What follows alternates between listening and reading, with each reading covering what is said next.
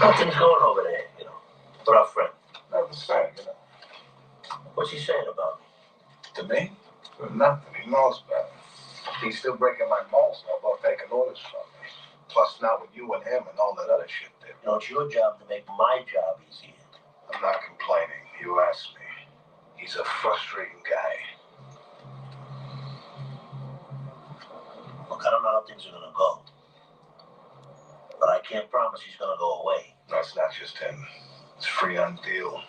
Want to know the major renovation at the house? I got 2 kids getting ready for college. So Hey, hang in there. You're doing a good job. Hello, everyone. Welcome to another edition of In the Spotlight. I'm Mike Kenichi, and that little clip you heard right there was season 3 of The Sopranos. I believe it was episode 8.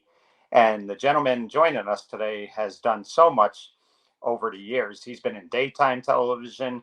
Who could forget him on Law and Order as the lovable Tony Profaci? And then, of course, years later, that clip you just saw as Gigi, the captain for the Soprano family on the TV show The Sopranos. It is my honor to introduce to you the one and only John Fiore. And John, I want to thank you for coming on today. It's a real pleasure. Well, thank you for having me on. It's my pleasure as well. So, John, first off, the first thing I would ask you is how did you get into acting? How did that come about? And if I'm not mistaken, you grew up in Boston, correct? I did. I grew up born in Boston. I grew up in a city that abuts Boston called Somerville, essentially Boston, very inner city environment. I didn't really start acting until I was 26 years old. I was finishing college because I had quit, gone back. I was taking criminal justice for my degree. Didn't really know what I wanted to do. And so when I went to graduate, the registrar told me I needed to fulfill my requirements. I go, oh, really? What? I just want to get out of here. No, you have to take something from this column here. And then within that column was acting, public speaking, this kind of stuff, right? So I went, let me try acting, just like that. Wow. Did the class. I went, ooh, I like this. It was sort of a liberating kind of thing, for me. And that's how I felt. And then I got the bug, as they say. And from that point onward, I was totally immersed in it deeply for many years, wanting to be an actor, trying to be an actor, right. Being an actor. So that's how it started. Right. And like anything else, John, a lot of times I've heard this from different actors over the years.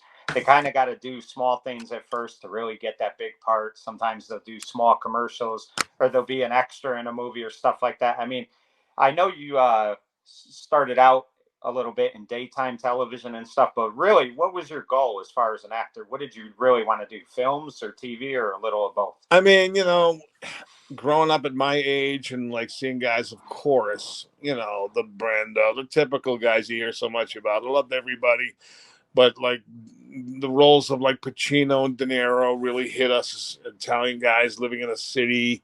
Saw those kind of movies like that, and others as well beyond that genre. But to try to get in a real high level, you know what I mean? Obviously, certain things have not worked out the way you think I might or dream of when you're younger.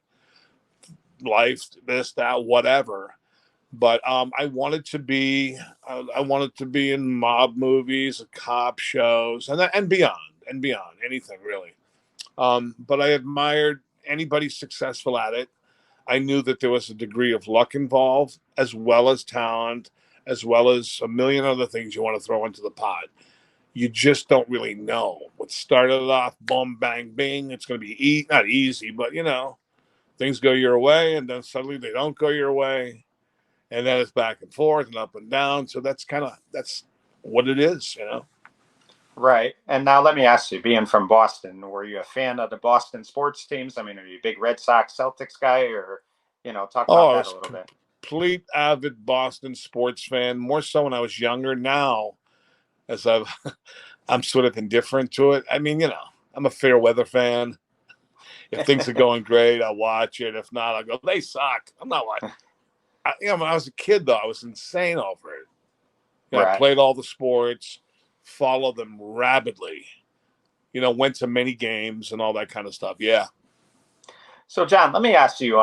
Let's start with like daytime television because that's interesting. Because I always say this about those actors is that they they're on 5 days a week. So, I mean, it's not like a regular TV series where you're on once a week. So, I mean, the work they put in and stuff. So, just talk to me a little bit about doing daytime television because I think you were on All My Children for a short while, correct?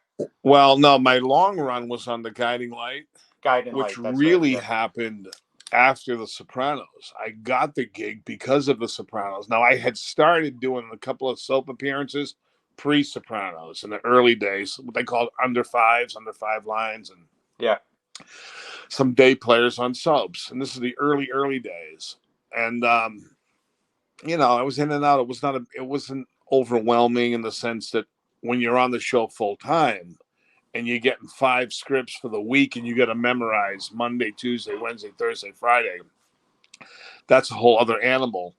And that's what happened to me when I was written off Sopranos. I got a direct call from The Guiding Light, and I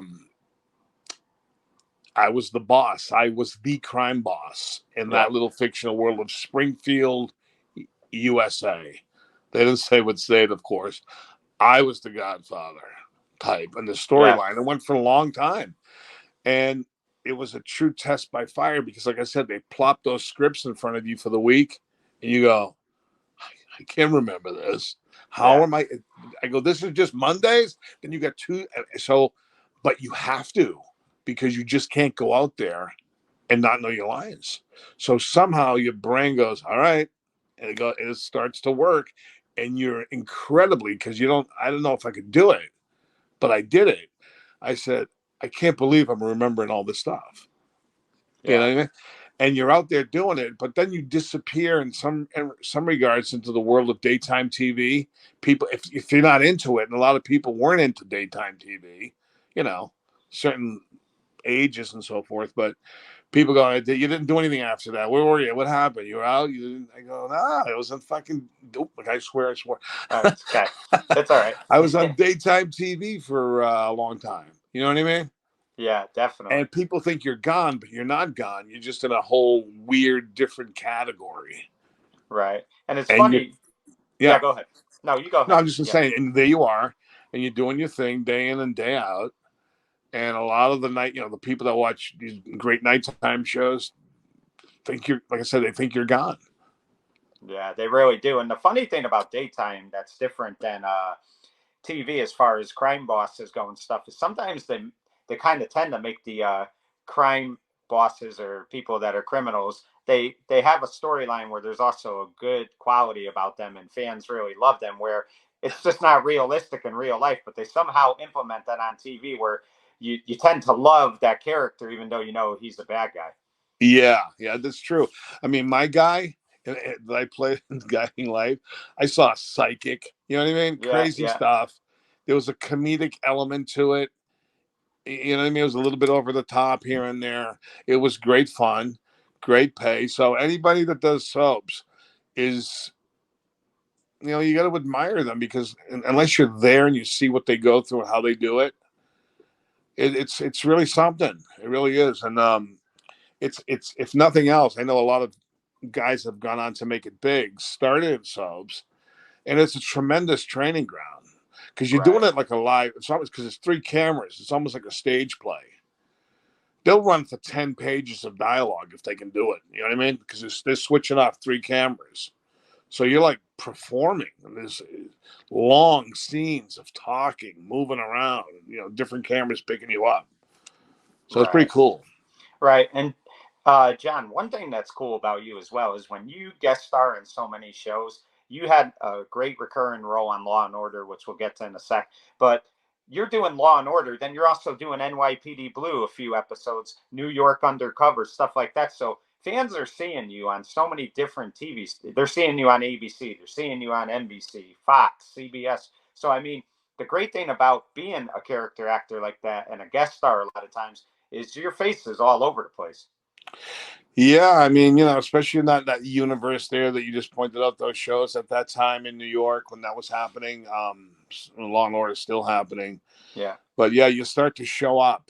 People start to go, oh, yeah, there's that guy. There's that guy. Yeah. There's And that guy. That kind of thing. So yeah, I mean, that's what happens. right. So talk to me about Law and Order. It debuted in 1990, and you were on the first season. I believe you were on for 9 seasons, probably like close to 60 episodes. And I mean, I mentioned your character. He was a very lovable character, and we'll get to in a second how his demise came. But I mean, just talk about playing Detective Profaci for 9 years, because that was a great character. Yeah, something I really enjoyed it. Again, looking back on it now, seems all like a lifetime ago as we've gotten older and this and that. But I really enjoyed that. That was really keeping me in business as an actor financially, because back then reruns were reruns in the way that they pay you. Yeah. So it was just like you do a new show because I wasn't on contract; I was recurring. So you get your pay for the show in the mail, and then the next day you might get a rerun check. So it was Yeah. just like this stream was coming in because they reran it prime time. 3-4 weeks sometimes later again or whatever it was because cable wasn't happening then. Right. So the network shows were big back then. That's all there was. So no, that was really great. That was a fantastic gig for me. I mean, sometimes I don't have a lot to say, just come in and out, this and that. Yeah. But those shows need that kind of guy. Every show Yeah. has them. I get along great with everybody. It was a great crew of people that went through there from, early days of Chris Noth and George Zunza in the first season to Paul Sorvino and to Yeah. the great, great, great Jerry Orbach, Yes. Benjamin Bratt, all these people I got to hang out, work with. And it was a great time. It really was. I enjoyed that quite a bit. Right. And your character, as time went on, became more prominent because I remember Yeah. early on, you were kind of you were the detective that was kind of like a joke on the show. Yeah.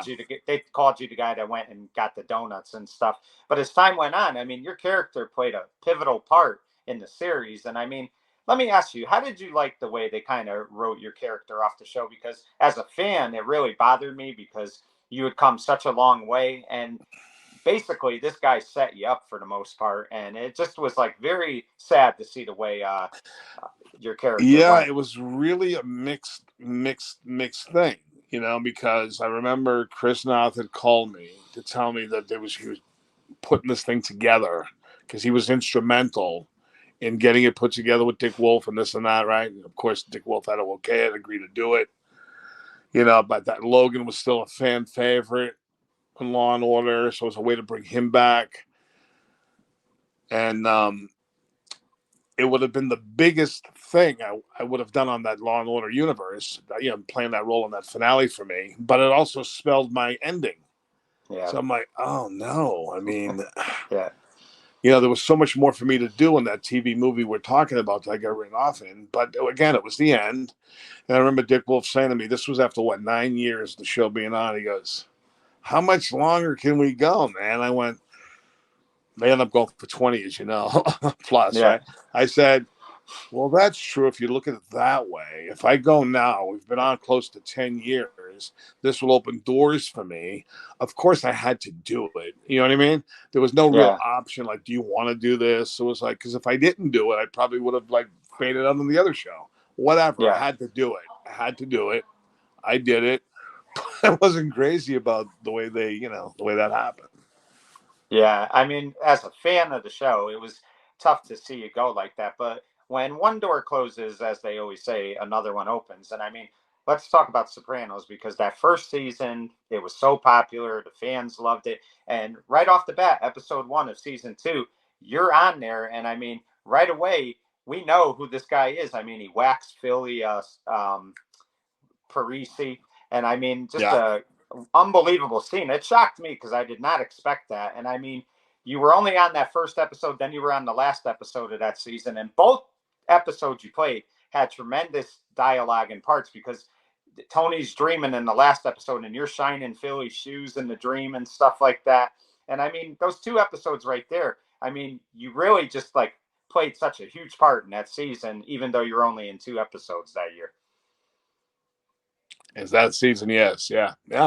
Yeah. That was nothing compares to being on that show at this point in time, where it's voted the greatest show in history by Rolling Stone recently, and other people have said that, and it's really the show that's never gone away. I don't know. What was your question? I'm sorry. Did I miss the question? Yes. So let me just ask you though. I mean, like, how did you get the part? And I mean, did he tell you going in that it was going to be a short term, or does he not ever say that to you guys? Yeah, I think I lied. Go ahead. Yeah. Well, they told. All right. Of course, you're just thrilled to get 1 episode, but then you want 2, and you want 3, and you just never want to leave, obviously. So they told me going in it was probably only going to be 6 ish, and I went more than double that. But I had gotten a call from an agent just to go in for an audition. I had seen the first season. I started watching the second season, so I was a fan like everybody else. And then to have an opportunity to audition for it, I was excited, because you can tell there was something about this show. It was the hottest number going, even in the second season, third season. It was like, this show is happening. So I was thrilled to go in there for it, and I had an audition, and I got a call back and all that kind of stuff, and I went in. This is back in the day when you can go into the room of people. Now we're doing it like on Zoom or like this or whatever. Yeah. And you can walk into a room and kind of like you're on the moment you walk through the door. You know what I mean? So you can kind of win the room before you even utter a line of dialogue. You're kind of like they're judging you already. So I felt good because I had these funky leopard shoes on that I got from Law and Order, the Costas Mandalore wore in Exiled, the one I got written off on. So I had these shoes. I called them dress-up shoes. I wouldn't wear them in real life. There's no occasion to wear such wild shoes, right? Except I thought for this, it would be appropriate. So I walked in there and I said something like, there was like 10 people. I walked in the door and whoa, like a mini audience, including David Chase. I said, you're going to see a lot of great actors here today, but nobody's out acting these shoes. And I got a laugh and a chuckle, and it made me feel comforted and like at ease. And at that moment, I felt I had the role. Then we got to the dialogue. There wasn't a lot of dialogue for the audition. So that little bit was as important as the dialogue I eventually uttered. You know what I mean? Yeah. So that was it. I walked out of there, as actors sometimes do. I did good at that. I remember going, I think I got this. I really think I got this. And I did. And other times I felt that I didn't get it. Many times. And think about this, John. I mean, season 3 was such a big season for you. Right off the bat, that first episode, the character Patsy knows that Gigi whacked his brother, and you could just feel the tension. And then a couple episodes later, Tony makes Gigi a captain over Ralphie, so there's tension with Gigi and Ralphie. And you're thinking, okay, Gigi might get knocked off by Patsy, or he might get knocked off by Ralphie. And it was just something simple as, he had stress and he had an aneurysm on the toilet. But I mean, what a season it was for you. And one thing I've always said about David Chase, he got every one of those actors, whether they had a big part or a small part, he always gave them that big episode where it was all about them. Yeah, he really did. There were opportunities to do your thing and to shine and whatever. And, the way it was designed was I was going to be a foil fodder for Ralphie in his ascent to the captaincy. How they could have done it. It's easy to say in retrospect, but myself, I'm thinking to myself, when I spoke to David Chase, when he gave me the phone call, it was like, we could do this another way. There's other ways to do it, whatever. But, the character was basically designed to be in the way of Ralph. Right. So what do you do from there? And they decided to do what they did, what we all know they did, which, like I said, I lobbied, for something else, another path forward, perhaps. But there was, you can't argue with the boss, I guess, So, right. And that was it. And the good thing is, John, though, he brought you back for a couple episodes after that. You came back in the dream sequence with Big Pussy, where you were with Uncle June having that meeting. That's right. Yeah, Yeah. and then you came back in season 5. You're in one of Tony's dreams, and you're sitting in the back seat of the car. I mean, he was always good about trying to bring these characters back, even if it was for Yeah. 1 or 2 episodes. He was really loyal, I felt, to his staff. Yeah, no, it was really nice because when you were gone, right, and you're home. You were on the championship football team, right, and then Yeah. you're home watching them playing the Super Bowl the next year. It's kind of, I mean, you don't want to leave. It goes without saying. Obviously, nobody really wants to be written off the Sopranos. But so to get a phone call when you're long gone, to go back for a little, even for a little something, Yeah. was uplifting, fun, enjoyable. It was great. Yeah, that was a way to see the people again, and just you're part of the family. You know what I mean? You're part of it still. That they randomly thought of you to be Right. in a dream sequence. So Yeah. that part's good. And let's talk about a movie that you did that was similar to The Sopranos, and you had a lot of the cast on that movie, was Meet the Mobsters. And what I loved about that movie, John, is you basically were ordering people to be whacked with music, and that was something interesting. And that was a great movie, a very underrated movie that doesn't always get a lot of press, but it's one of the best movies that I think was ever made. Oh wow! Thank you for saying that. Yeah, no, that was written, directed by my friend Larry Blameyer, who I had come to him with some ideas. I wanted to do something. I wanted to make a movie, so I helped shape it a little bit. He took it in a whole different direction, so I give him pretty much full credit for it, the writing and so forth. I had my input. I did my thing. I produced it, put the team together. That was a lot of fun. That was a great movie. We thought of doing a sequel at one time, kind of never came together, but I used a couple of Soprano guys, as you know, in there. Yeah. Yeah, and the distributor changed the name to Meet the Mobsters. I would never have selected such a generic sort of name. But when you're trying to get distribution in this business and a distributor finally says, yes, we'll take it after being rejected, but we Yeah. want to change the name, you say, go right ahead. Yeah. Just get it out there. But yeah, the movie, the people like it. It's, it may not be the greatest, but it's interesting, and it's got a lot of good stuff going on in there. The Yeah, I thought premise it was was. fantastic. Yeah, I mean, I really thought that was some of your best work. I really do. And Thank then you. I think you produced a similar Sopranos type movie. I think it was the unauthorized Sopranos. That was really cool to watch. Talk about that a little bit. Well, I was hired to be a host on that, like Right. a host. Anyway, he hired me, and there was only 2 or 3 seasons of The Sopranos when he hired me on. I guess right Yeah. after I left, so there was three Right. Yeah. seasons of Sopranos. So my hosting presence was much bigger because there was only 3 seasons. So I was on camera more. He put the DVD out and he called it Sopranos Unauthorized. He had problems with HBO, whatever. They had to pull it.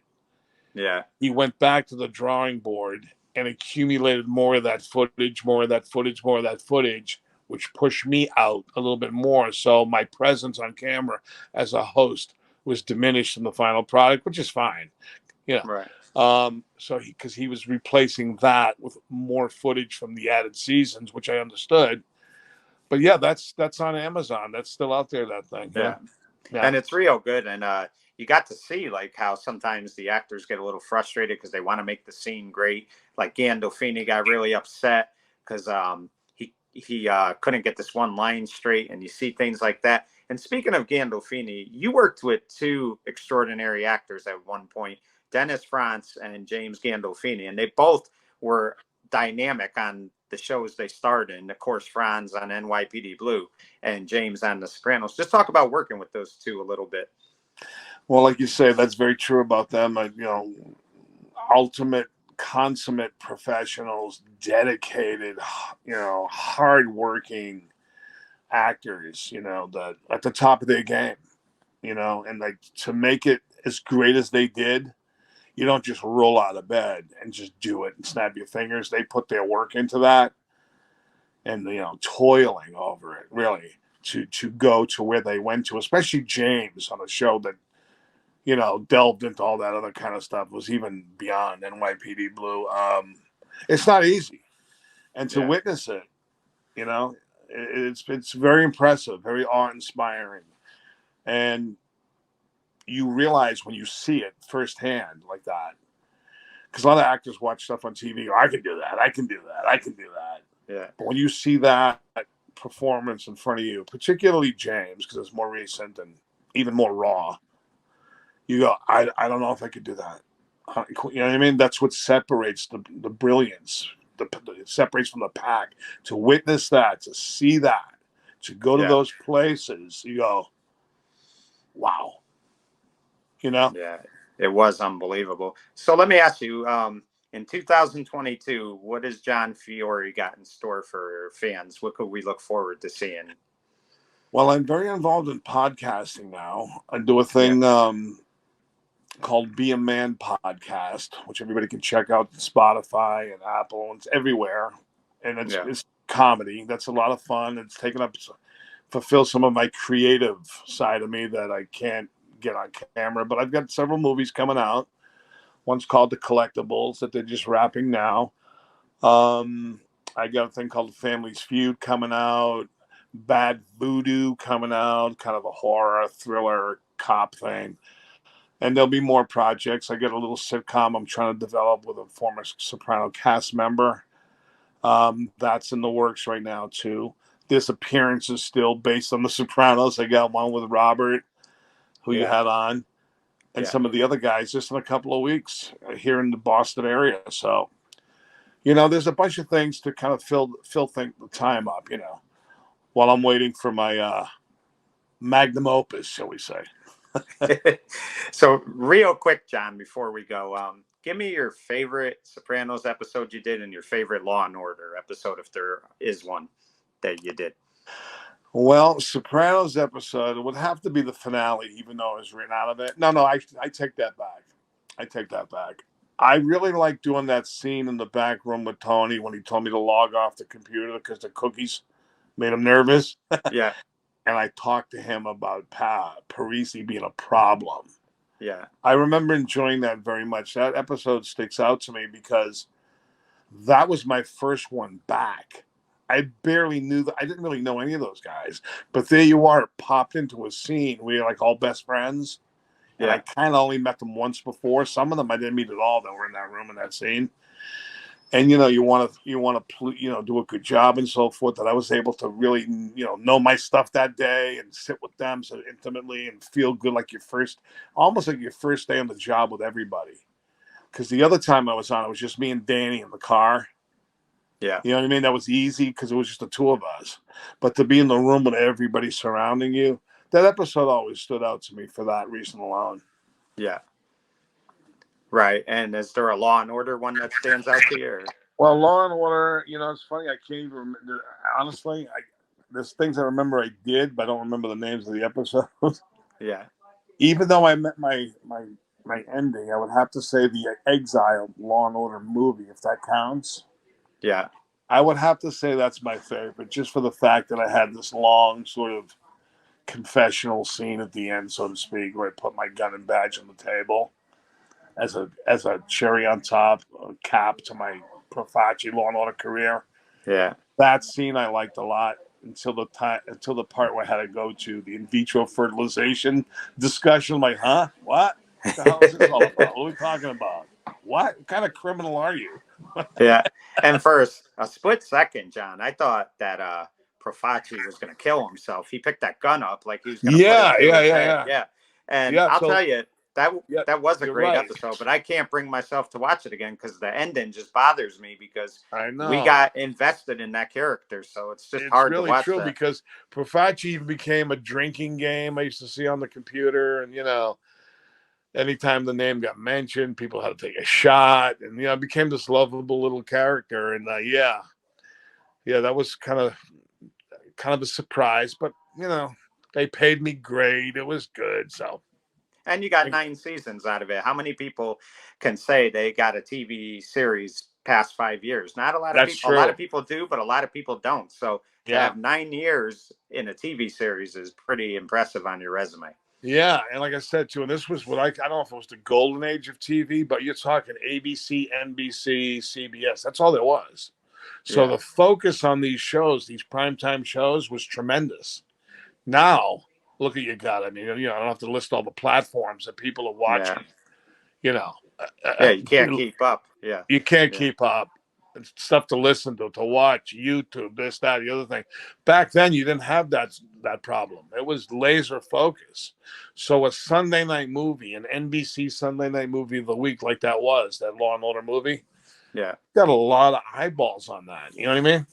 Oh yeah, and I mean, people always remember a character like that, and like they do for so many. And John, I just want to thank you for giving me a few minutes of your time today. It was a real honor for me. First off, congratulations, because you've been in this business over 35 years and you've done a tremendous job. So Thank you, Mike. thank you for coming on and giving me a few minutes. I really do appreciate it. And again, best of luck going forward, and congratulations on a successful career. Well, thank you so much for having me. I really appreciate it. And folks, that was the one and only John Fiore. For In the Spotlight, I'm Mike Kenichi saying good night, everyone. Okay.